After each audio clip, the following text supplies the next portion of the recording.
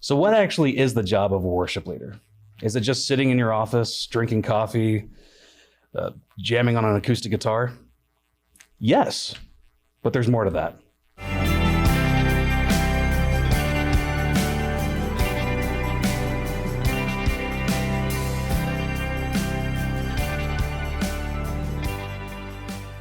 Welcome, everybody, to the first episode of this worship podcast that we have no title for whatsoever at the moment. My name is Skylar. I'm the worship director here at RockFish Church. With me today, I have Daniel Prasley. He is the worship coordinator over at our Anderson Creek campus. How you doing today, Daniel?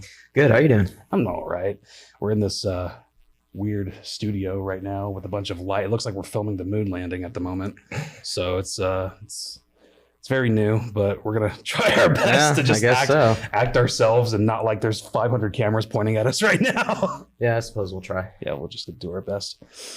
Today, we're going to talk about what the roles and responsibilities of being a worship leader actually are. So I've been doing worship leading going on professionally for almost 4 years now. And you've been doing it for how long?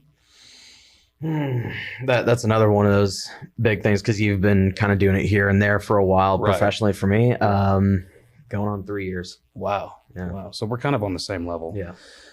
During that time, obviously there's been, going into this at the beginning, there was expectations, and now we have an actual understanding as to what it means to actually lead worship, and we have a better understanding of what the roles and responsibilities of being a worship leader is. Mm-hmm. So just kind of want to go over some of those things, roles and responsibilities, man, because unfortunately someone can't just like hand you a handbook and go, okay, yeah, a worship leader, here, just do everything that's in this book. There's nothing like that I can think of. I mean, they can, however, it's not going to prepare you for the things that are gonna hit you. Yeah. And so I think the main thing is you can never really be prepared. You can be prepared for the how to do X, Y, Z, like creating piano sounds or creating a set list or an order of service, but nothing can really prepare you for what's going to come your way as a worship leader. Like there's no guide that says, okay, go from A, B, C, D, E, F, G. The previous administration, he trained me to kind of do what he did. But as far as like guidelines, like there's no A, B, C, D, because everything's always going to be different no matter what. There's no just straight path. Does that make sense? Exactly. Because you are you, and you're your own individual person. And especially as the way the world works, there's going to be all kinds of different situations and events. And so not everything's going to be the same. And that's sort of the point of this worship podcast is we don't want to talk about, come on here and act like we're professionals or anything like that. We want to talk about the real world struggles of being a worship leader, real world struggles and rewards of being a worship leader, because there's plenty on both ends for sure. Yeah. But first off, let's talk about roles and responsibilities specifically. So where do we start with being a worship leader? Number one, you have to have a heart of worship, a heart to lead people, and a heart to love people. For sure, especially, one, obviously you got to have a heart of worship, because what are you doing? Yeah. If you don't have a heart of worship and you're a worship leader, it's like a pastor who doesn't really care to read a whole lot about scripture or anything like that. My thoughts exactly. But the other part is loving people, because obviously, as we know, we're supposed to love God for one, and also love people. And that's how you eventually make a difference in the lives of people, is loving them, loving God at the same time. Exactly. And as a worship leader and a leader in general, you have to show that you love people, that you care for people, and especially the people that you are leading. And so that's good. That's definitely first and foremost. First and foremost. Now, how important actually is the set list? It is so important, because the main thing is 99% of the time, you and your worship team are going to be the first part of a church service and a person's church experience. That is the first potential chance that someone could have with God, especially if they're seeking. And so the set list is very important, even for other believers. making sure that you're picking the right songs and knowing your congregation for what songs to choose. There are just so many things that go into a set list. Those are some of the things that come to the top of my head. Oh, When it absolutely. comes to creating a set list. Absolutely. And I want to touch on that as well. As far as the role, we're not just worship musicians, we're worship leaders. When people, like you just said, when people walk in to the sanctuary or the worship center or whatever you call it, you are the first people that they see. You are the first person that they see when the lights come on after that countdown hits, at least in our church. Oh yeah. That's how it works. So being a leader is definitely a role that you need to take on for sure. If you're going to be any sort in any worship ministry, you need to have a heart of a leader, a heart of worship.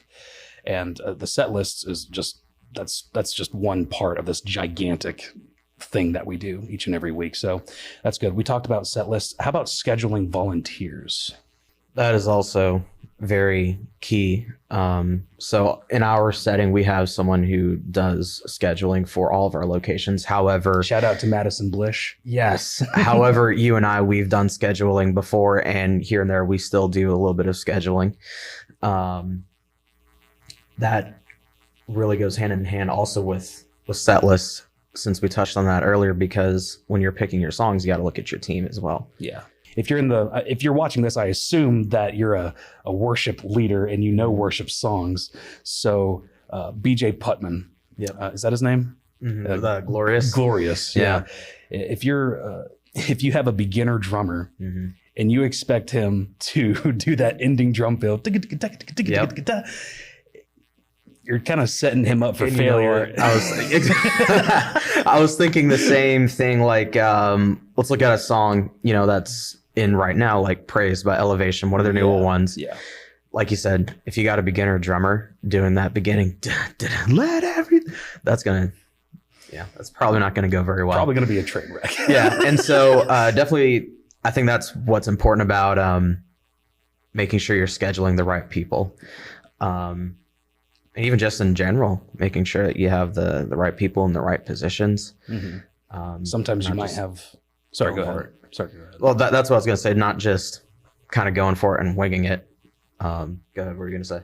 Oh, I was going to say, sometimes you might accidentally have a vocalist in an acoustic spot, or vice versa. You might have an acoustic player in a vocalist spot, and they're really skilled in one, but they're not very skilled in the other. So it's putting people where they add the most value.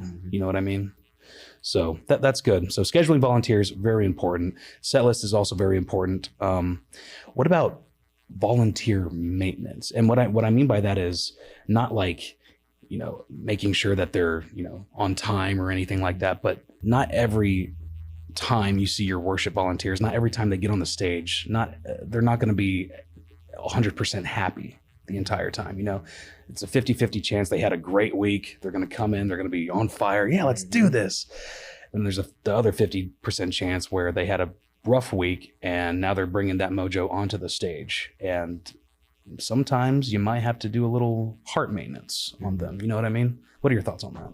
Yeah. And we were kind of discussing this earlier. I'm a very big proponent of servant leadership. And I've always felt that, especially within a capital C church setting, servant leadership is so key, because we need to serve the people that we are leading. And that shows care and establishing relationships with the people that we are leading. And so, like you said, if that person had a horrible week, hey, what's going on? I noticed that you just didn't seem like either you weren't in the right mindset or something's really on your mind. What's going on? And so taking the time to ask them what's going on, because one, that's going to show that you care, and two, so that way you kind of know what's going on.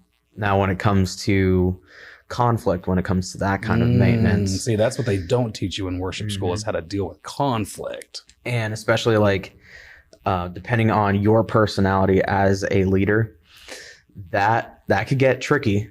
Like especially when it comes to your patience level.